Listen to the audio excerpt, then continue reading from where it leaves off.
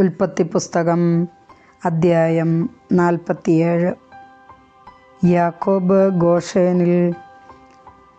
Joseph ഫറവോയുടെ അടുത്ത് എന്ന് പറഞ്ഞു, കാനാൻ ദേശത്ത് നിന്ന് എൻ്റെ പിതാവും സഹോദരന്മാരും വന്നിട്ടുണ്ട്. അവരുടെ ആടുമാടുകളും അവർക്കുള്ള സകലതും കൂടെ കൊണ്ടുവന്നിട്ടുണ്ട്. അവരിപ്പോൾ ഗോഷേൻ ദേശത്താണ്. തൻ്റെ സഹോദരന്മാരിൽ 5 പേരെ അവൻ ഫറവോയുടെ മുൻപിൽ കൊണ്ടുവന്നു. അവൻ്റെ സഹോദരന്മാരോട് ഫറവോ ചോദിച്ചു, നിങ്ങളുടെ തൊഴിൽ എന്താണ്? അവർ പറഞ്ഞു, അങ്ങയുടെ ദാസർ ഇടയന്മാരാണ്. ഞങ്ങളുടെ പിതാക്കന്മാരും അങ്ങനെയായിരുന്നു. അവർ തുടർന്ന് പറഞ്ഞു, ഇവിടെ താമസിക്കാനാണ് ഞങ്ങൾ വന്നിരിക്കുന്നത്. കാനാൻ ദേശത്ത് ക്ഷാമം രൂക്ഷമായതുകൊണ്ട് അങ്ങയുടെ ദാസരുടെ കാലികൾക്ക് അവിടെ തീറ്റയില്ല. ദയചെയ്ത് ഗോഷേൻ ദേശത്ത് താമസിക്കാൻ ഞങ്ങളെ അനുവദിക്കണം.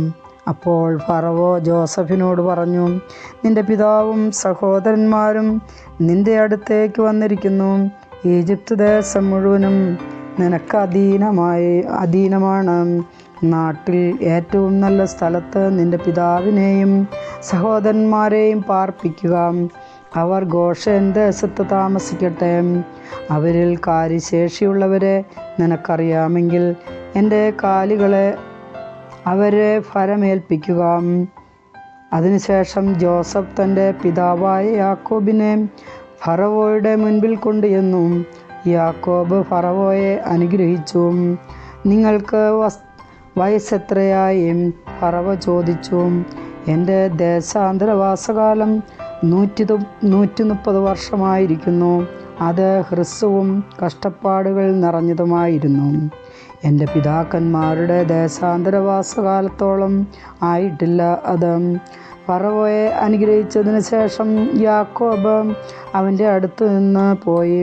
ഫറവോ കൽപ്പിച്ചതുപോലെ ജോസഫ് തൻ്റെ പിതാവിനും സഹോദരന്മാർക്കും ഈജിപ്തിലെ ഒരു ദേശം അവകാശമായി നൽകി അവരെ അവിടെ പാർപ്പിച്ചു.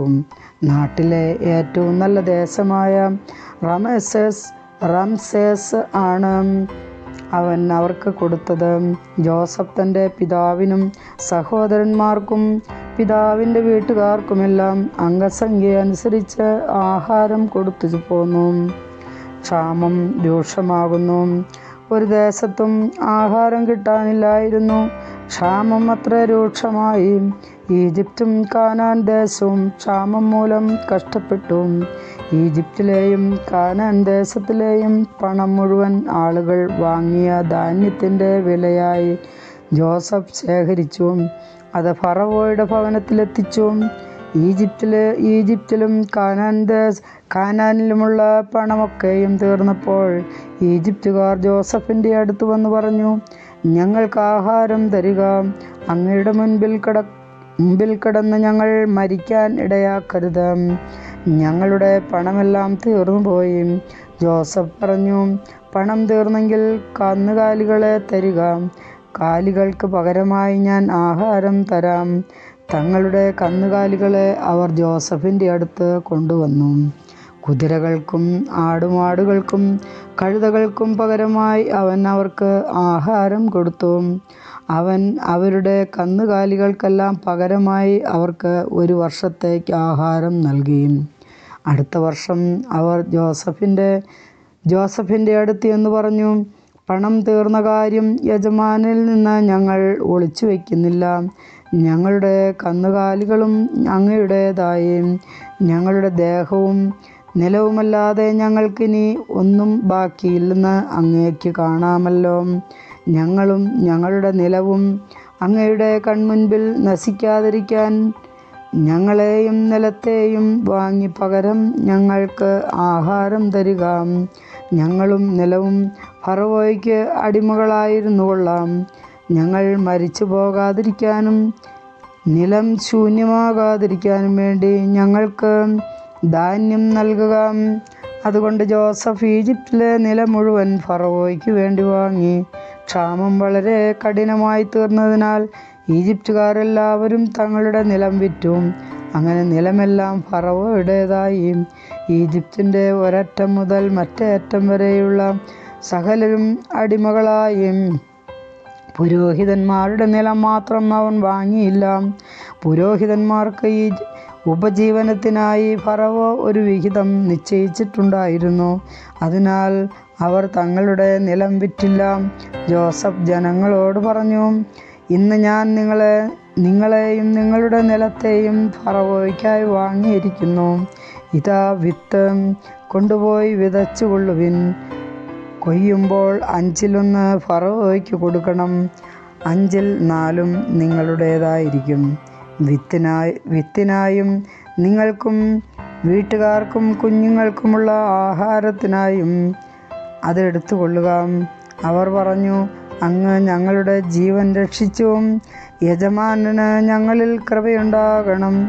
ഞങ്ങൾ ഫറവോയുടെ അടിമകളായിരുന്നു കൊള്ളാം. അങ്ങനെ ജോസഫ് ഈജിപ്തിലെ നിലത്തെ സംബന്ധിച്ച് 1/5 ഫറവോയ്ക്ക് എന്നൊരു നിയമം ഉണ്ടാക്കി. അത് ഇന്നും നിലനിൽക്കുന്നു. പുരോഹിതന്മാരുടെ നിലം മാത്രം ഫറവോയുടേതായില്ല. യാക്കോബിൻ്റെ അന്ത്യാഭിലാഷം. ഇസ്രായേൽ ഈജിപ്തിലെ ഗോഷേൻ ദേശത്ത് പാർത്തു. അവർക്ക് അവിടെ ധാരാളം സ്വത്തുണ്ടായി. അവർ സന്താന സമൃദ്ധിയുള്ളവരായി പെരുകി. യാക്കോബ് ഈജിപ്തിൽ 17 വർഷം ജീവിച്ചു. യാക്കോബിൻ്റെ ആയുഷ്കാലം 147 വർഷമായിരുന്നു. മരണസമയമടുത്തപ്പോൾ ഇസ്രായേൽ ജോസഫിനെ വിളിച്ചു പറഞ്ഞു, നിനക്ക് എന്നിൽ പ്രീതിയുണ്ടെങ്കിൽ എന്നോട് വിശ്വസ്തമായും സത്യസന്ധമായും പ്രവർത്തിക്കാമെന്ന് എൻ്റെ തുടയ്ക്ക് കീഴെ കൈവച്ച് സത്യം ചെയ്യുക. എന്നെ ഈജിപ്തിൽ സംസ്കരിക്കരുത്. എനിക്കെൻ്റെ പിതാക്കന്മാരോടൊപ്പം വിശ്രമിക്കുന്നതിന് എന്നെ ഈജിപ്തിൽ നിന്ന് കൊണ്ടുപോയി അവരുടെ ശ്മശാനത്തിലടക്കുക. ജോസഫ് സമ്മതിച്ചു. അങ്ങ് പറഞ്ഞതുപോലെ ഞാൻ ചെയ്യാം.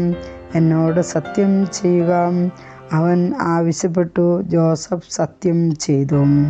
അപ്പോൾ ഇസ്രായേൽ കട്ടിൽ തലയ്ക്കൽ ശിരസ്സ് നമിച്ചു. കർത്താവിൻ്റെ വചനം.